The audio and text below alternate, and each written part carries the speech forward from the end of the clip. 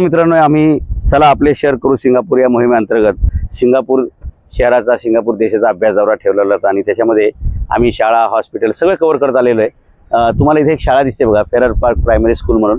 तुम्हाला शाळेची इमारत दाखवतो आणि इकडे रेसिडेन्शियल कॉलनी पण दाखवतो। तुम्हाला शाळेची इमारत बघितल्यानंतर असं वाटेल की आपल्या प्रत्येकाचं मूल ह्या शाळेमध्ये शिकलं पाहिजे बरं का। आणि या शाळेच्या टापटीप स्वच्छता हे सगळं आहे जे परिसराचं, त्या गेटवरती एक वाक्य लिहिलं आहे आतमध्ये बरं का, चॅलेंज द लिमिट्स। आपल्याकडे शाळेमध्ये काय शिकवतात माहिती आहे का, अंथरूण पाहून पाय पसरावे। इथं या शाळेमध्ये काय शिकवलं जातंय की तुम्ही मर्यादांना चॅलेंज करा, म्हणजे तुम्ही नवीन नवीन आव्हानं स्वीकारा आणि आयुष्यामध्ये पुढे चालत जा। मुलांना म्हणजे शिकवण्यामध्ये, घडवण्यामध्ये एकेका वाक्याचा किती अर्थ असतो हे तुम्हाला याच्यातून जरूर दिसू शकतं। आणि लहान मुलांना गाडीने घेऊन जाणं, प्रवासात त्यांना रिस्क तयार होणं, त्याचे वेगळे चार्जेस लागणं, त्या मुलाची सिक्युरिटी, आपल्याकडे कितीतरी लहान मुलांचं गाडीवाल्या मंडळीकडून शोषण झालेले किंवा अपघात झालेले आहेत, अशा अनेक गोष्टी येतं।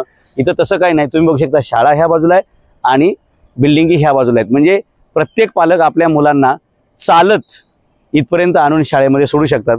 आणि जगात यशस्वी खूप लोक कोण झालेत माहिती आहे का, जे आयुष्यामध्ये पायी खूप चाललेले आहेत, ज्यांना लहानपणापासून गाड्या मिळालेल्या आहेत, ते बिचारे आयुष्यभर 10 ते 6 या चक्करमध्ये कायम गाडीनेच प्रवास करत राहिलेले आहेत। मग ती 2 व्हीलर असेल, 4 व्हीलर असेल, बस असेल, ट्रेन असेल, काय ते। पण तुम्ही बघा, सगळ्या रेसिडेन्शियल स्कूल्समध्ये शिकणारी मुलं जी त्या कॅम्पसच्या जवळच्या परिसरात असतात, शाळेपासून खूप जवळ अंतर असते, ती सगळी मुलं मग आपल्या आयुष्यात जगातलं खूप मोठं अंतर पार करत असतात। ज्यांना पहिल्यापासून आयती सवय आहे बसमध्ये बसून रेडीमेड जायचं, ते लोक बसूनच राहतात आयुष्यभर। आणि जे असे चालत जातात ते आयुष्यभर म्हणजे आयुष्यात चालत जातात, पुढे ते जग चालवतात। आणि म्हणून आपल्या मुलांची शाळा आपल्या घराच्या जवळ पाहिजे आणि मुलं शाळेत चालत गेली पाहिजेत आणि ते अशा शाळांमध्ये शिकले पाहिजेत। अशा प्रकारची जी भूमिका सिंगापूर सरकारची आहे, त्याच्यामुळे सिंगापूर देशातील प्रत्येक नागरिक त्याची पुढची पिढी खूप उत्तम प्रकारे घडते। आणि म्हणून आज सिंगापूर देशातील नागरिकांचं आयुष्य आपल्या भारतीयांपेक्षा 20 वर्ष जास्त आहे। आणि इथल्या ॲव्हरेज सामान्य माणसाचे मासिक कमाई, वार्षिक म्हणत नाही बरं का, आपल्याकडे वार्षिक पॅकेज असतं, सामान्य माणसाची कमाई ही महिन्याला जवळपास 12 लाख रुपये। तुम्हाला दिसतं ह्या बिल्डिंगमधून एक महिला उतरलेली आहे, ती आपल्या लेकराला घेऊन शाळेमध्ये चाललेली आहे, हाताला धरून। आणि लक्षात घ्या, फक्त रस्ता पास करायचा आणि त्याच्यासाठी सुद्धा एक सिग्नल आहे बरं का, रस्ता आतमधल्या साईडचा आहे, मुख्य रस्ता नाही हा।